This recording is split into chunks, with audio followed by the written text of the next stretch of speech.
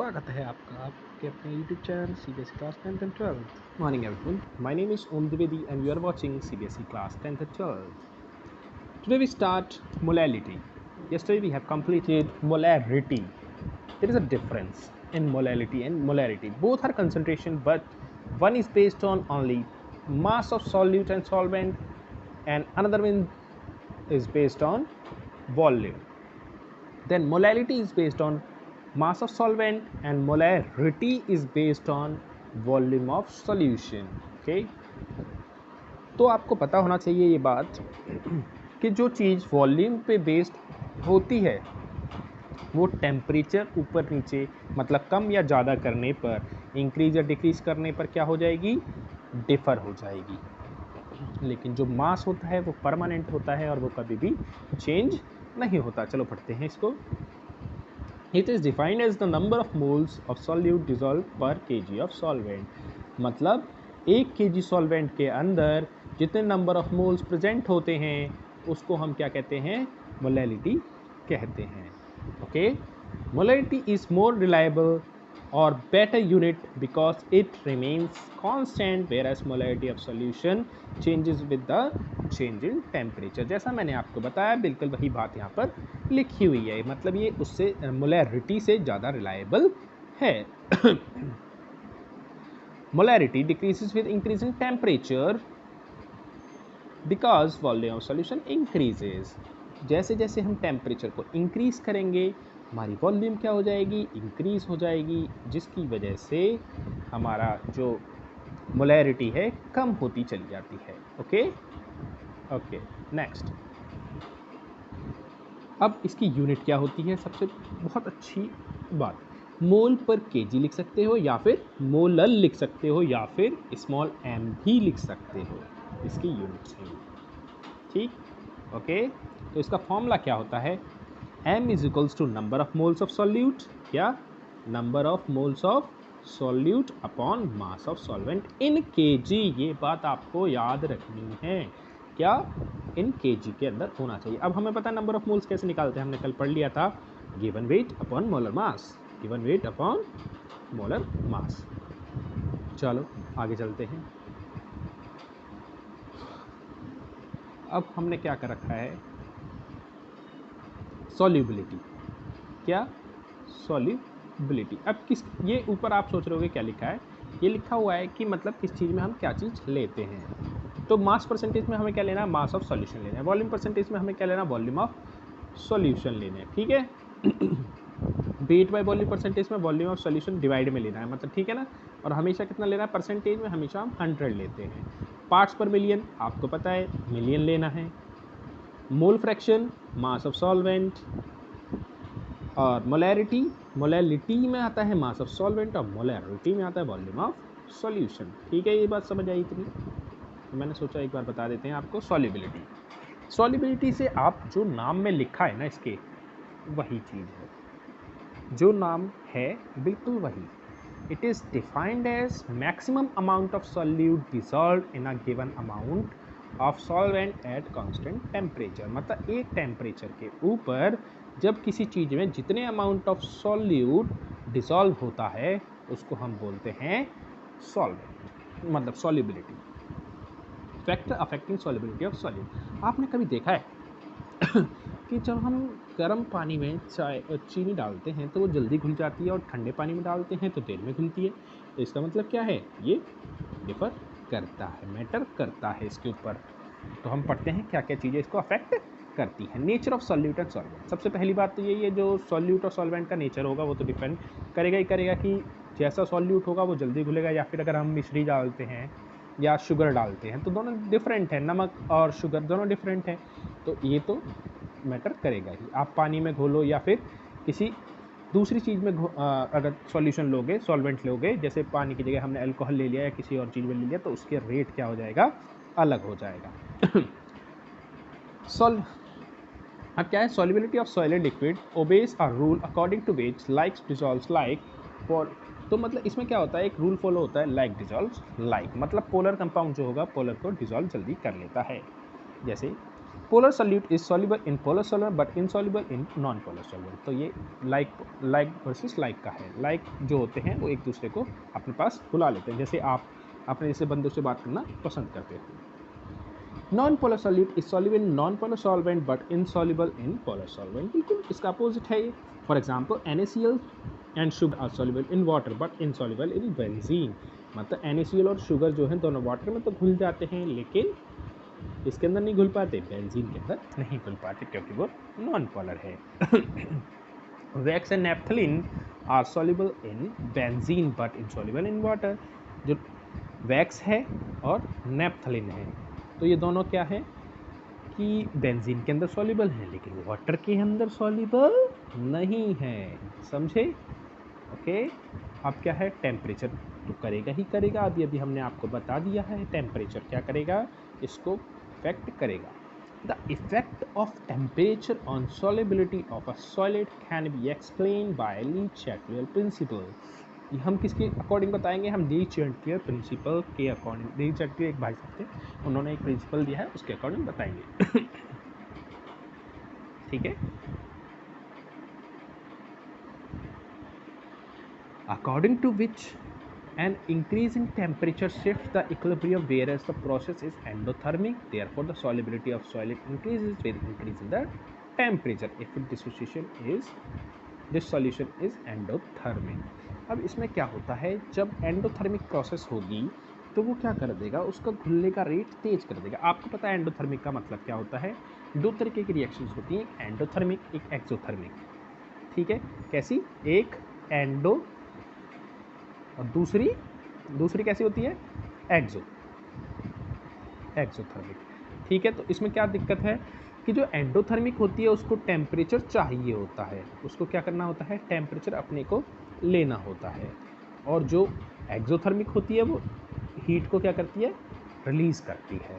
मतलब जो एंडोथर्मिक है उसको चाहिए हीट, और जो एक्सोथर्मिक है वो खुद ही रिलीज़ करती है, तो कहती है मेरे पास एक्स्ट्रा है। ठीक है, तो एंडोथर्मिक रिएक्शन में हम क्या करेंगे, जब टेम्परेचर को बढ़ाया जाएगा तो हमारे जो रेट ऑफ रिएक्शन है वो तेज हो जाएगा, मतलब घुलने का रेट जो है तेज हो जाएगा। The solubility of solid decreases with increase in temperature if it's solution is exothermic. जैसा मैंने आपको बता दिया है कि अगर एक्सोथर्मिक है तो उसमें डिक्रीज हो जाएगा। Pressure has no significant effect on the solubility of solid because there is no significant change in compressibility of solid in change in pressure. अब हमें पता है कि जब हम प्रेशर को अप्लाई करते हैं तो हमारा जो सॉलिड होता है, क्या होता है, सॉलिड, उस पर ज़्यादा कोई इफेक्ट नहीं पड़ता। जब इफेक्ट ही नहीं पड़ेगा तो वो किसी भी काम का रहेगा ही नहीं। ठीक है ना, जब चेंजमेंट ही नहीं आ रहा तो क्या करेंगे, हम कुछ नहीं कर सकते फिर। ठीक है, नेक्स्ट। अब एक न्यूमेरिकल लेते हैं। ठीक है, ये न्यूमेरिकल हम आपको करा देंगे, इसका क्वेश्चन आपको डिस्प्ले करवा देंगे। ठीक है, ये आप होमवर्क में न्यूमेरिकल करना है आपको। न्यूमेरिकल्स हैं, ये एनसीईआरटी के न्यूमेरिकल्स हैं, कहीं ये भी मत सोचना कहाँ से करा दिया मैंने, सब एनसीईआरटी के हैं। ठीक है,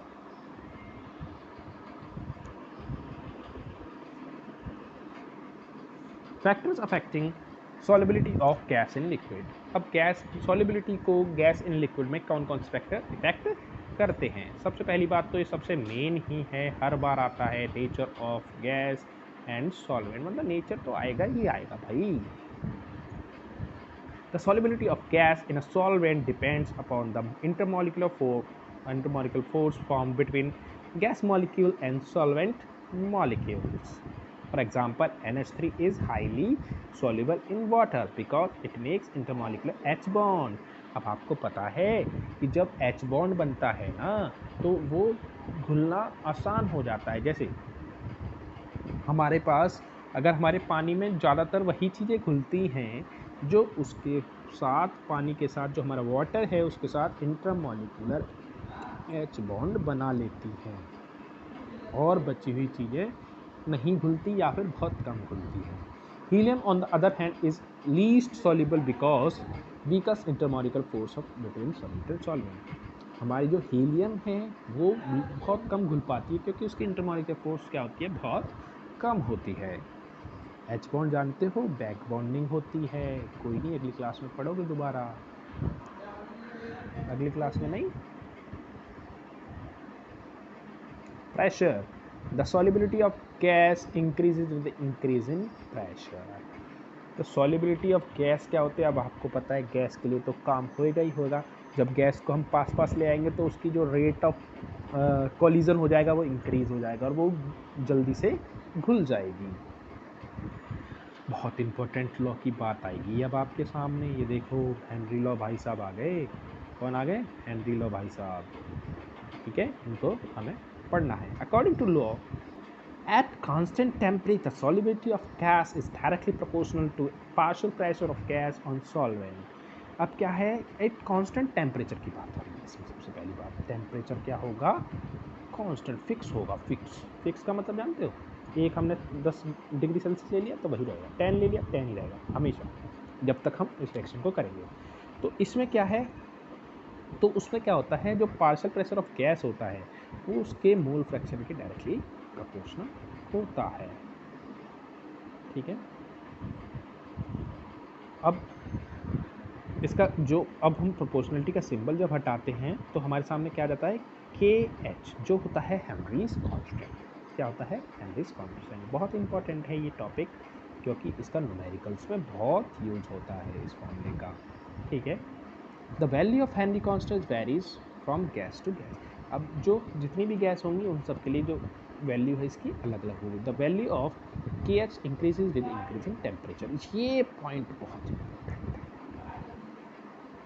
ऐसे पॉइंट बहुत आते हैं कि जब टेम्परेचर बढ़ेगा तो KH की वैल्यू भी बढ़ेगी। क्या करेगी? इंक्रीज करेगी। और जब डिक्रीज करेगा तब डिक्रीज कर जाएगी, ठीक। ओके, चलो आगे। अब ये स्लोप में हमने दिखा रखा है, ये स्लोप क्या है, ये देखो T1 मतलब एक टेम्परेचर है और T2 दूसरा टेम्परेचर है। अब हमारे यहाँ पे तो है गैस और यहाँ पर है T, तो KH की वैल्यू किसकी कहाँ पर है, तो ये जो स्लोप होता है वो क्या दिखाता है, KH दिखाता है। टेम्परेचर डायरेक्टली प्रोपोर्शनल किसके है, KH के। KH क्या है? Henrys constant. अब चलो एक क्वेश्चन करते हैं, थियोरेटिकल बेस्ड क्वेश्चन है, न्यूमेरिकल्स हम आपको करा देंगे। Why aquatic species are more comfortable in cold water rather than warm water? अब ये क्या होता है, एक्वेटिक स्पीसीज क्या होते हैं कि कोल्ड वाटर में ज़्यादा अच्छे तरीके से रह पाते हैं अकॉर्डिंग टू वार्म वाटर। इसका बहुत अच्छा एग्जांपल हम आपको देते हैं। तो इसमें क्या होता है, जैसे ही हमारा जो टेम्परेचर है, जैसे ही हमारी गैस के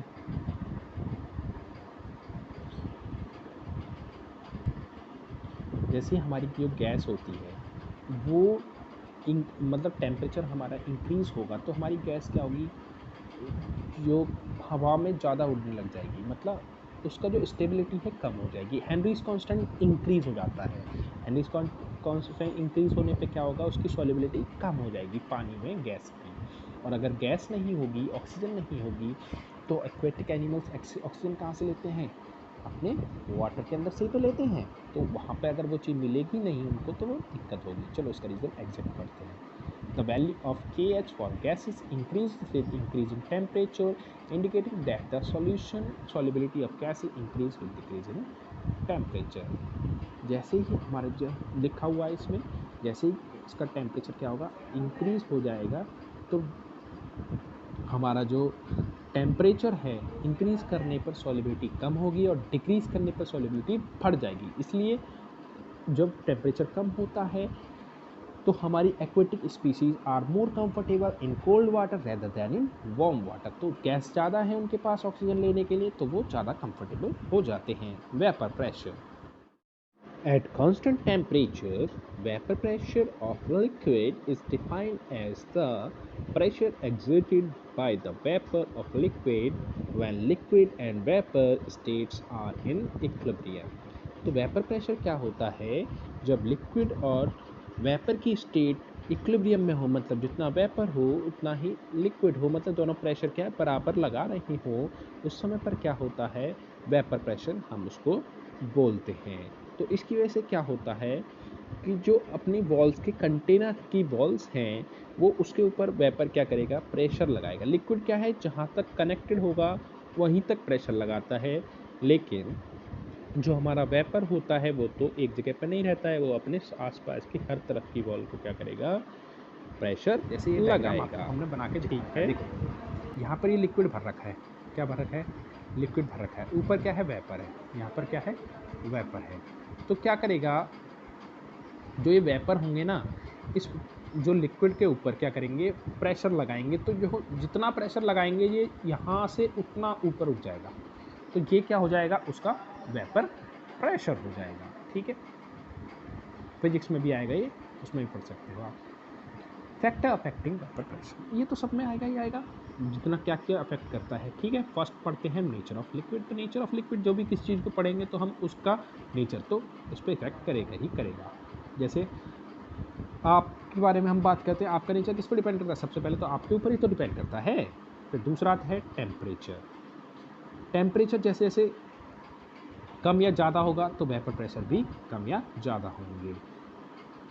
तो जो हमारे वेपर प्रेशर है, जैसे जैसे हमारे टेम्परेचर इंक्रीज होता है, हमारा वेपर प्रेशर भी इंक्रीज होता है, क्योंकि उनकी क्वांटिटी बढ़ जाती है। Boiling point, the temperature at which vapour pressure of a liquid becomes equal to atmosphere pressure. Boiling point क्या होता है, जब हमारे atmosphere vapour pressure of a liquid equal हो जाता है एटमॉस्फेयर प्रेशर के, उसको बोलते हैं वेपर और बॉइलिंग पॉइंट, क्योंकि उसके बाद क्या होने लग जाता है, वो बॉयल होना स्टार्ट हो जाता है। ठीक, next,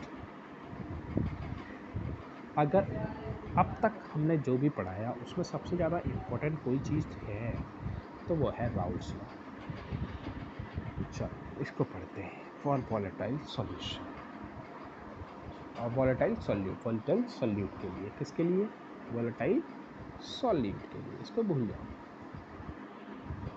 according to this law, at a constant temperature, the partial vapor pressure of volatile component of solution is directly proportional to its mole fraction।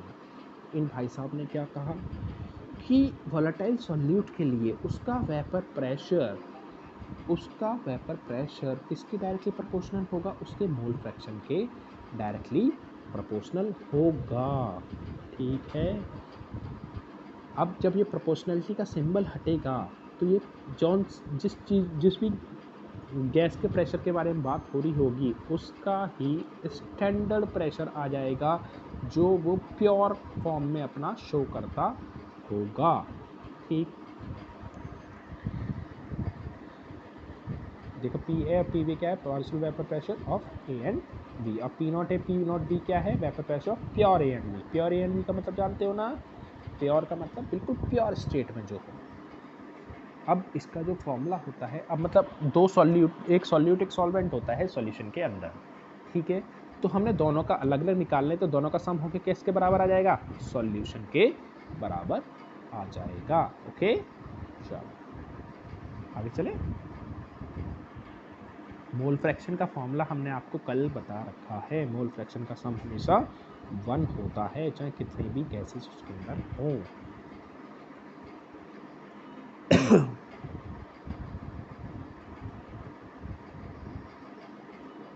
देखो, mole fraction of more volatile component is always greater in vapour phase than in solution phase. मतलब mole fraction of more volatile का मतलब ज़्यादा volatile component का क्या होता है, हमेशा वेपर फेज के अंदर ज़्यादा होता है सॉल्यूशन फेज से।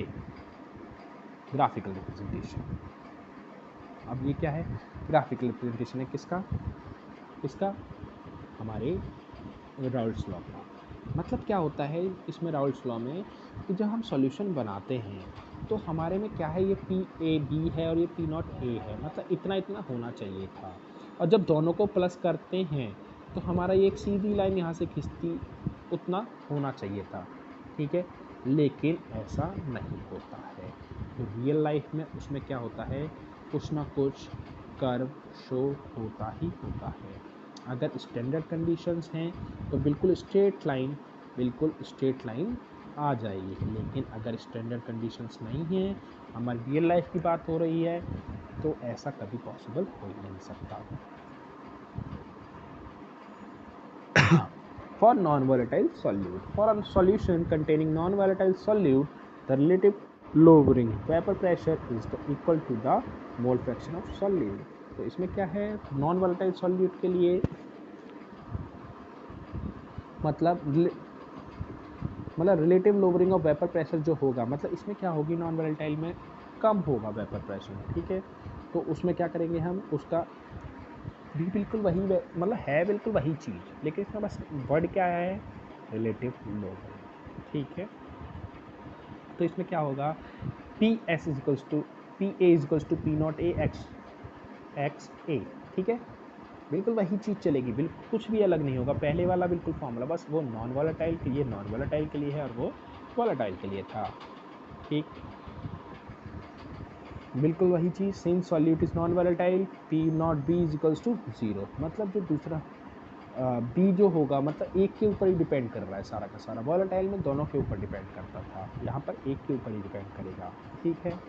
Putting the value of P A and x A is equation 2, तो ये हमारी इक्वेशन बन जाएगी। तो हमारा नया फॉर्मूला निकल के आता है P S upon P naught A equals to 1 minus X P, मतलब इस वाली जो इक्वेशन है ये वाली, इसमें हमने वैल्यूज़ क्या करी है, पुट करी है, ठीक है। तो हमारा नया फॉर्मूला क्या निकल के आएगा, ये बहुत इंपॉर्टेंट फॉर्मूला है relative lowering of vapour pressure के लिए, ठीक है, इसको याद रखना है आपको। और इसी को बोलते हैं पूरे, ये जो है ना ये पूरा पार्ट, इसी को बोलते हैं रिलेटिव लोवरिंग, ठीक, इसी को बोलते हैं रिलेटिव लोवरिंग, इसको, ठीक, याद रखना इसको। अब क्या है आइडियल और नॉन आइडियल सॉल्यूशन, इसको हम कल पढ़ते हैं।